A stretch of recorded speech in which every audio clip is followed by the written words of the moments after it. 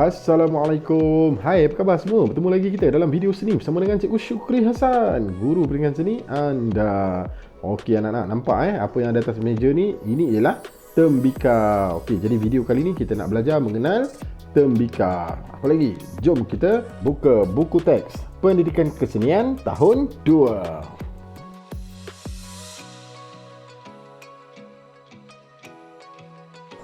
Mari kita lihat buku teks kita pada muka surat 64, unit yang ke-8, uli-uli tembikar. Okey anak-anak, mari kita tengok apa yang dimasukkan dengan tembikar. Tembikar ialah peralatan yang dibentuk daripada tanah liat dan dibakar. Biasanya tembikar digilap untuk mengukuhkan dan mencantikkannya.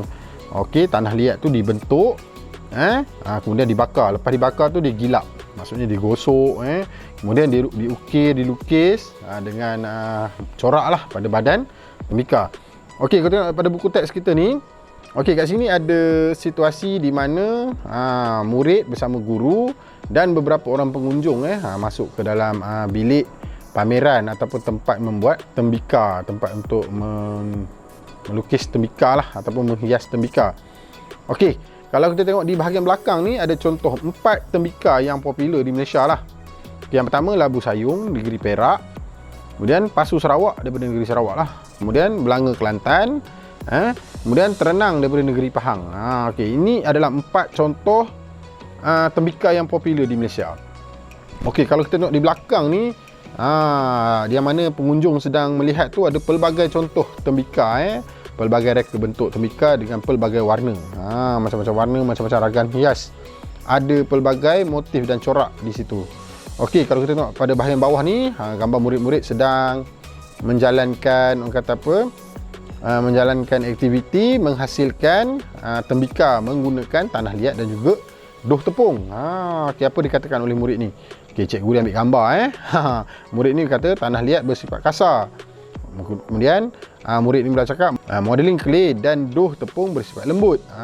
Maksudnya dua-dua, kalau tanah liat ni untuk menghasilkan tembikar yang bersifat keras lah maksudnya kan, yang kita boleh guna. Tapi untuk pelajaran kita di sekolah, kita boleh gunakan modeling clay dan juga doh tepung. Macam mana modeling clay tu? Okey, nanti cikgu tunjukkan. Okey, sebelum tu kita pergi bahagian info di atas ni. Okey, jalinan tampak ialah jalinan yang boleh dilihat melalui mata tetapi tidak boleh dirasa dengan sentuhan. Okey, ni contohnya jalinan tampak yang kita nampak pada buku ni lah. Okey, ada pelbagai gambar ni kan. Tapi bila kita pegang ni, sebenarnya cikgu pegang buku. Bukan pegang tembikar pun. Contohnya tembikar ni kan.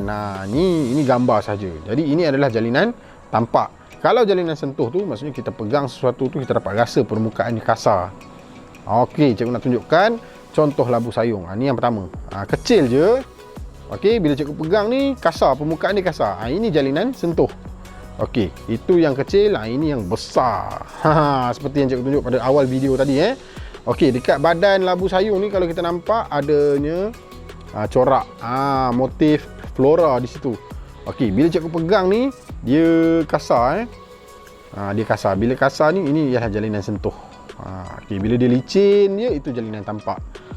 Mudah saja. Okey, ini contoh labu sayung. Nak tunjukkan modeling clay. Bagaimana rupa modeling clay? Mungkin ada yang belum pernah tengok. Okey, ini dia modeling clay. Dia dah tulis siap-siap tu, modeling clay. Okey, yang ni didatangkan dalam pelbagai warna.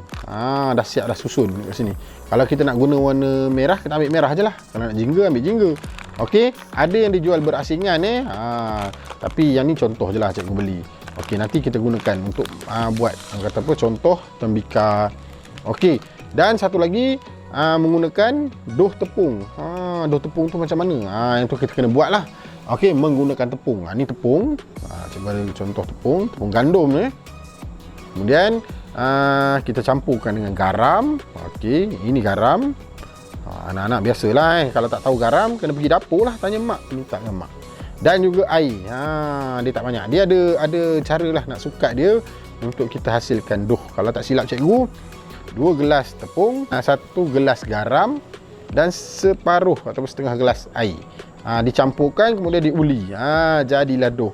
Okey, pada muka surat seterusnya, tajuk mari membentuk. Okey, mari membentuk, kita nak buat apa? Okey, bentuk ada dua untuk anak-anak. Bentuk ada dua, satu bentuk konkret, satu bentuk ilusi. Okey, yang kita nak buat macam ni, ini adalah bentuk konkret. Okey, tak apa, jangan risau. Nanti cikgu tunjuk. Mari buat tembikar mengikut bentuk yang sesuai melalui teknik picitan. Okey, ni picit. Okey, dia ada langkah demi langkah tu. Langkah 1, 2, 3, 4. Kita nak buat kubus. Nampak ni Langkah kelima, ni ke-6, 7, 8, 9, 10. Okey, ni hasil dia. Okey, kita gunakan jari-jari kita lah. Tembikar telah dapat dibentuk. Okey, kat sini ada QR code. Kalau nampak kita boleh scan pada buku teks kita untuk kita menonton video penghasilan teknik picitan tembikar kubus. Sama juga seperti yang di bawah ni untuk menghasilkan tembikar daripada bentuk silinder. Ini langkah pertama dia. Okey, sampailah yang ke-10 di hujung ni. Okey, dan di bawah ni adalah hasilnya. Sama juga dia beri kat situ QR code untuk kita scan. Kita boleh tontonlah video bagaimana menghasilkan tembikar teknik picitan. Okey, syabas, kamu telah berjaya. Yang ni cikgu akan tunjuk nanti kemudian. Kalau anak-anak nak cuba terus buat pun boleh, tak ada masalah. Okey, kat sini ada satu lagi, A dry clay. A dry clay ni boleh digunakan dalam aktiviti ini kerana selamat untuk kanak-kanak, tidak bertoksik, tidak melekit dan sangat elastik, kering dengan cepat. Okey, cikgu nak tunjuk satu contoh lagi. Okey, yang cikgu beli dekat Mr. DIY. Okey, kita ada beberapa contoh color doh. Okey, yang ni yang dikatakan A dry clay tadi. Okey, ni ada 2, 3, 4. Contoh dia, cikgu buka satu kita ambil warna merah lah, nampak sikit. Okey, ni dalam dia macam ni dia sifat dia lebih kering. Okey, lebih selamat lah kalau untuk anak-anak nak guna kan. Ni anak cikgu punya ni, cikgu ambil. Jadi kita boleh gunakan yang ni. Okey, ni dia orang dah main dah. Okey, ini dia lebih kering, dia lebih selamat. Okey, jadi boleh guna yang ni kalau nak buat. Contoh picitan tu macam mana? Contoh kita ambil macam ni. Okey, kita picit-picit dengan jari. Okey, ni yang dikatakan picitan tadi. Okey, cikgu rasa nampak lah kot. Okey, contoh ni kalau nak buat kubus. Kan? Dah nampak dah bentuk dia macam tu. Okey, kemudian kita bahagian dalam tu kita masukkan jari. Okey, kita bentukkan dia. Ini contoh. Contoh je lah, sebenarnya kita boleh buat cantik lagi, tapi untuk contoh kita tunjuk macam tu je lah. Okey, senang saja. Okey, nampak ni contoh cikgu nak tunjuk. Kalau nak senang, kita beli yang macam ni. Cepat dan selamat. Okey, kita pergi pada muka surat seterusnya. Okey, yang ni nak buat apa? Tengok tajuk, tembikar comel. Tengok ni, tembikar comel. Mari buat tembikar dengan bentuk yang seimbang dan jalinan yang menarik. Okey, ini doh tadi. Okey, bentukkan doh menjadi spera.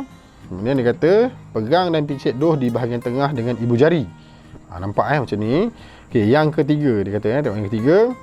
Picit doh untuk bukaan yang seimbang dengan dua ibu jari. Macam ni lah. Dan yang keempat, gunakan ibu jari dan jari telunjuk semasa memicit untuk mendapatkan bentuk tembikar yang diingini. Sekarang kita guna dua tangan kita lah. Nampak Kita pergi pada langkah yang kelima, muka surat seterusnya. Picit adunan untuk membentuk tembikar. Okey, yang keenam, bentukkan bibir tembikar. Bibir ni macam mana? Okey, bibir ni bahagian luar, bahagian atas tu. Contoh cikgu ambil gambar labu sayung ni kan. Okey, kita buka dia punya penutup ni. Okey, ni dikatakan bibir tadi. Ni bahagian atas ni. Yang tempat air keluar tu lah. Moncong dia. Ni kat sini. Ni bahagian atas ni, inilah bibir dia. Kemudian yang ketujuh, warnakan tembikar dengan cat poster. Cat poster tahu tak macam mana?